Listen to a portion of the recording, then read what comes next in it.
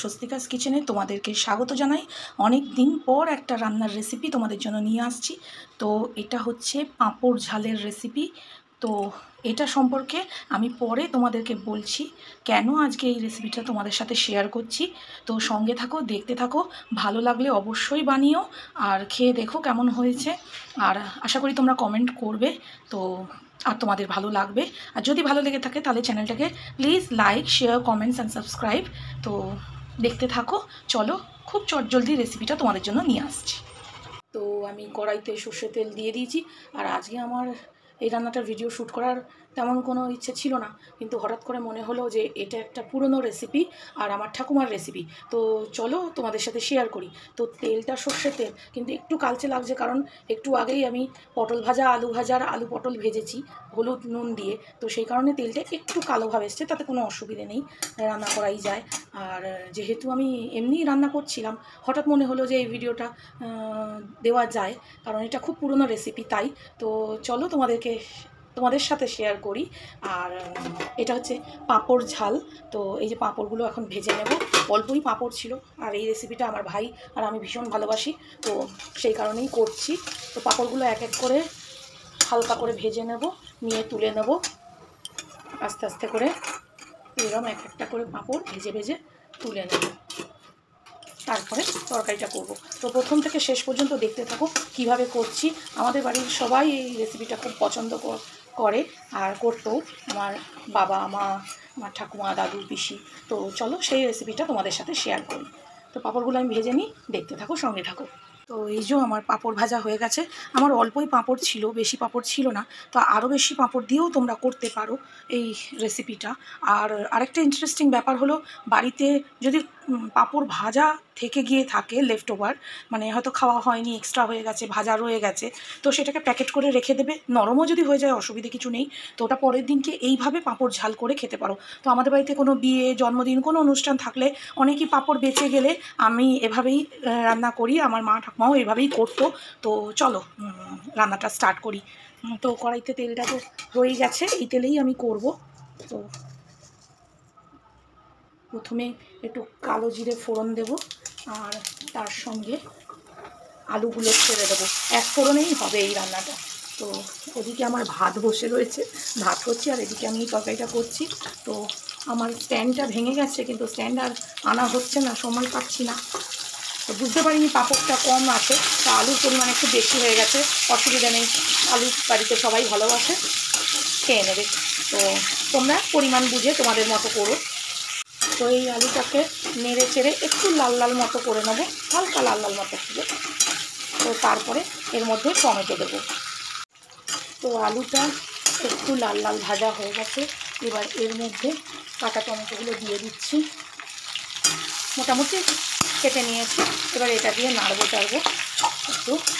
খুব তাড়াতাড়ি রান্নাটা হয়ে যায়, 5 থেকে 10 মিনিট লাগে রাঁধতে, তাও অত টাইম লাগে না। তো চলো এটা নাড়তে থাকি। আর এর মধ্যে ড্রাই স্পাইসেস বলতে একটু লবণ দেবো আর একটু হলুদ গুঁড়ো দেবো। তো চলো সেগুলো দিয়ে ফেলি। তো পরিমাণ মতো লবণ দিয়ে দিলাম, তো পরিমাণ মতো হলুদ দিয়ে দিলাম। এবার এটাকে নাড়বো, একটু ভাজা ভাজা হোক, টমেটোটা একটু নরম হোক।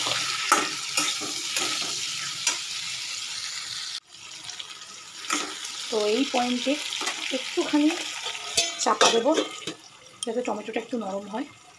তো ততক্ষণে আমার ভাতটা ডান অলমোস্ট। তো এবার এটাকে গড়িয়ে ফেলি, আর ওটা একটু নরম হতে থাকুক। টমেটোটা গড়ানো তো হয়ে গেছে। আর এরকম পাঁপড় ভাজা যদি চোখের সামনে পড়ে থাকে, বলো তো কার না জিভে জল আসে? তোমরা কমেন্ট করে বলো তো যে এরকম রান্না করার সময় যদি, পাঁপড়ের কোনো রেসিপি করার সময় যদি পাঁপড় ভাজা পড়ে থাকে, কার খেতে ইচ্ছায়? আমি একটা ছোট্ট টুকরো নিচ্ছি, কিছু করার নেই, ভীষণ ভালোবাসি। আর রান্না করতে গিয়ে এরকম পাঁপড় ভাজা থাকলে আমি তো একটা টুকরো নেবই। তো চলো বেশি খাবো না, কম পড়ে যাবে, রান্নাটা কমপ্লিট করতে হবে। চলো এবার ঢাকটাকে খুলে দিই। আর দেখি টমেটোগুলো একটু নরম নরম হয়েছে, খুন্তি দিয়ে এটাকে ঘেঁটে দিতে হবে একটু। এবার আলুগুলো একটু শক্ত আছে, তো সেই কারণে একটুখানি জল দেবো, কারণ এটা সর্ষে বাটা পড়বে। এই যে সর্ষে বেটে রেখেছি, সর্ষে বাটা দিয়ে যদি আমি তরকারিটাতে জল দিয়ে ফোটাতে দিই তাহলে তেতো হয়ে যাবে, যেটা একেবারেই ভালো লাগবে না। তো ওই কারণে সর্ষে বাটা একদম শেষে দেবো। তো তার আগে একটুখানি জল দেবো। তো শ্যুটের তো ইচ্ছে সেরকমভাবে ছিল না, হঠাৎ করেই শেয়ার করছি, কিছুই জোগাড় নেই, ওই বাটি করেই জল দিচ্ছি। ডোন্ট মাইন্ড, রান্নাটা ভালো হওয়ার কথা। তো দেখা যাক আজকে কীরকম হয়।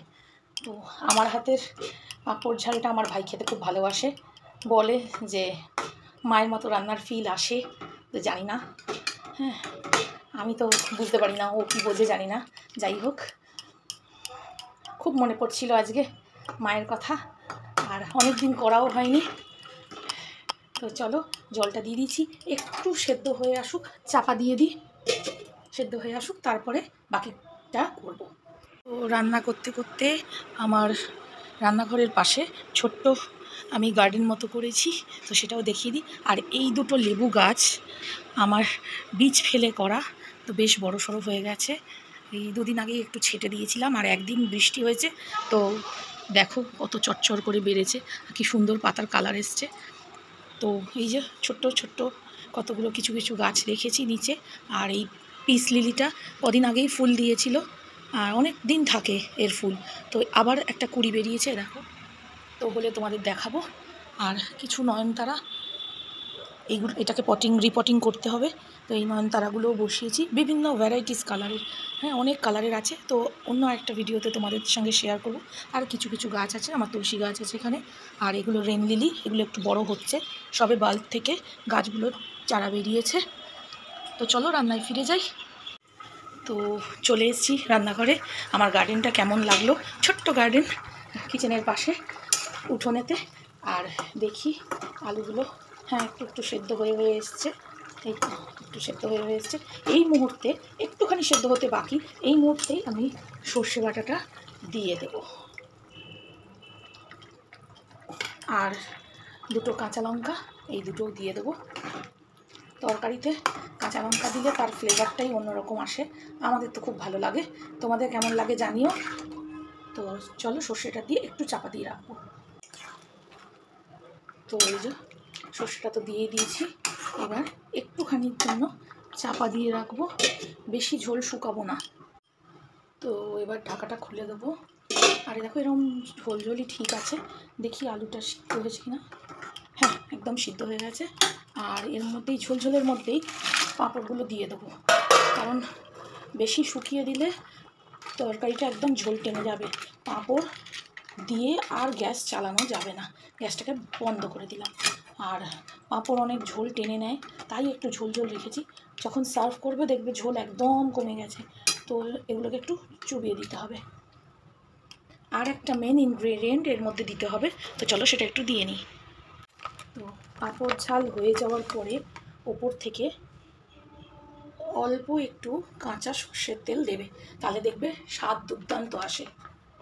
তো কাঁচা সর্ষের তেলটা দেওয়ার পরে এটা একটু নেড়ে দেবো, দিলে টেস্টটা বেড়ে যাবে। তো চলো ঠান্ডা করে এটাকে একটা সার্ভিং বলে ঢেলে ফেলি। হলো না এটা চটজলদি একটা রেসিপি। তো বাড়িতে কোনো গেস্ট এলে আর কেউ যদি নিরামিষ খায়, অনেকেই এখন নিরামিষ খায় পছন্দ করে, বা নিরামিষের দিনে এলে, বা তোমরা বাড়িতে নিরামিষ তরকারি করতে গেলে এই রেসিপিটা অবশ্যই করে দেখো, শুকনো সাদা ভাত দিয়ে দুর্দান্ত লাগে খেতে। তো চলো এটাকে অন্য বাটিতে ট্রান্সফার করে নিই।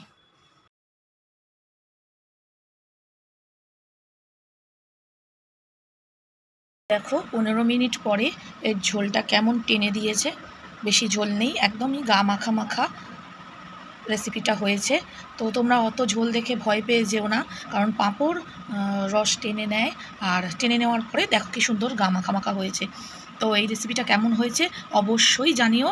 তো আজকে এটুকুনি, নেক্সট রেসিপি নিয়ে অন্য কোনো দিন হাজির হব, ততক্ষণের জন্য টাটা বাবাই।